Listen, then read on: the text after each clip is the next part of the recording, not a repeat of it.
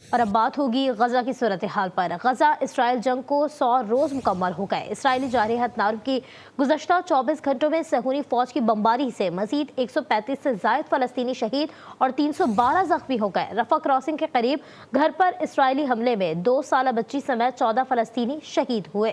سال اکتوبر سے اب تک شہید فلسطینیوں کی تعداد 23,900 سے تجاوز کر گئی ہے۔ غزہ میں الاقصی اسپتال کے قریب دھماکوں اور شدید جھڑپوں کی اطلاعات ہیں، جبکہ الاقصی ہاسپٹل میں ایندھن بھی ختم ہو گیا ہے۔ عرب میڈیا کے مطابق غزہ میں صرف 6 ایمبولینس قابل استعمال رہ گئی ہیں اور انٹرنیٹ اور ٹیلی کام سروس بھی ایک بار پھر سے معطل کر دی گئی ہیں، اور دوسری جانب مقبوضہ مغربی کنارے میں بھی 3 فلسطینی نوجوان کو شہید کر دیا گیا۔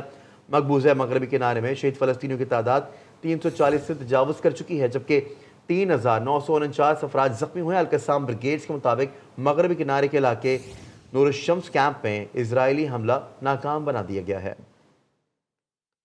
اور اب بات ہوگی غزہ کی صورتحال پر۔ غزہ اسرائیل جنگ کو 100 روز مکمل ہو گئے۔ اسرائیلی جارحیت نارم کی گزشتہ 24 گھنٹوں میں صہیونی فوج کی بمباری سے مزید 135 سے زائد فلسطینی شہید اور 312 زخمی ہو گئے۔ رفح کراسنگ کے قریب گھر پر اسرائیلی حملے میں 2 سالہ بچی سمیت 14 فلسطینی شہید ہوئے۔ سال اکتوبر سے اب تک شہید فلسطینیوں کی تعداد 23,900 سے تجاوز کر گئی ہے۔ غزہ میں الاقصی اسپتال کے قریب دھماکوں اور شدید جھڑپوں کی اطلاعات ہیں، جبکہ الاقصی ہاسپٹل میں ایندھن بھی ختم ہو گیا ہے۔